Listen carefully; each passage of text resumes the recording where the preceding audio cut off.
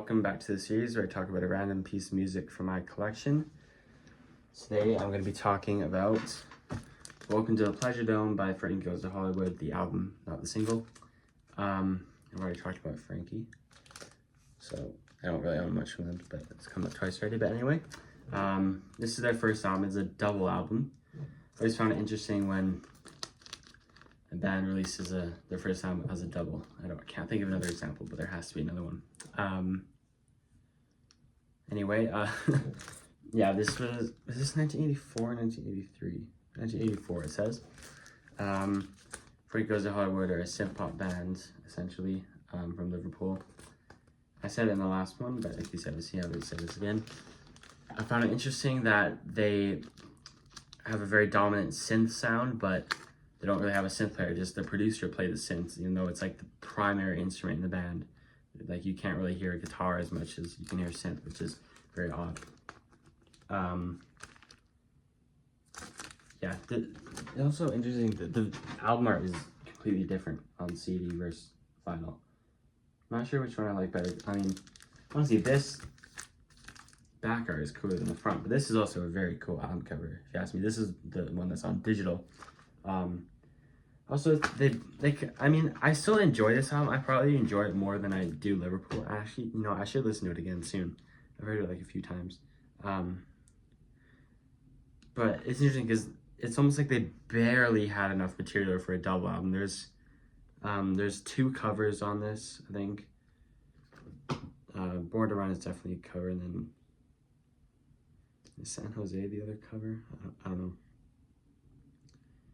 And then, yeah, and then it has a 13-minute song in it as well. Yeah, Frankie I always remember as, also because I'm a New Order fan, but for me, New Order is the definitive band for the best 12-inch singles of all time. But for me, second place would either be Frankie, Depeche Mode, or Talk Talk, for me personally. You know, probably Frankie now I think about it. I mean, they had only 7 singles released on 12-inch, but they're all very, very good. And the ones from this album are awesome, no doubt.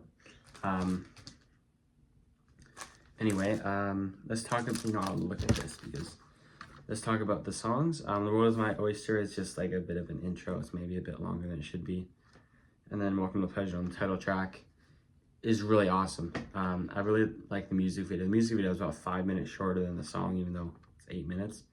And it's just like, it's like, I don't really, it's a great opener, even though it's technically not the opener on the album, I guess, is what I wanted to say. Relax is their big hit, with the very naughty music video. Oh yeah, War is the other cover. I don't know if San Jose is a cover. War is a cover. I don't remember who it's a cover of. But it's 6 minutes for some reason. And then it has Two Tribes on it as well, which has a phenomenal music video of, I should know this because I'm a tiny bit of a history nerd, but it's obviously about the Cold War. I don't remember who, I have a guess, but I don't want to say who the leaders were that they're portraying in the music video. They're having a boxing fight for obviously Soviet Union and the United States.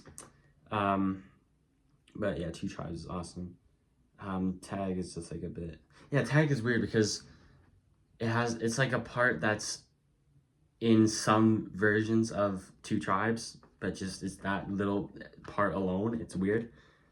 Born to Run is, I believe it's Bruce Springsteen cover. San Jose is a really interesting one. It's like a guitar, folky, Latin, jazzy. It's kind of 3 different things, but that's the kind of vibes I get from it. Only Star in Heaven is probably the best album track. That wasn't a single. And then Power of Love is near the finish, which is really the outlier in their singles discography, definitely. Anyway, yeah, that's basically it. I guess that's all I have to say about it. I got this at Recordland. And actually, the thing was, I was a bit dumb.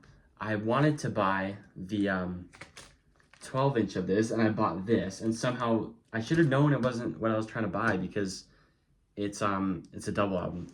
Sorry, I should have, that was really stupid of me. But then, and the only reason I thought it was the 12-inch was because it didn't have, because this was the cover I knew for the album, so, and didn't have that. So I didn't realize until I was home, I guess, that this was the album. But it's a little bit of a happy mistake because I still like this album. It was, I may not have listened to it otherwise. And then I got this for free from a free record collection that I got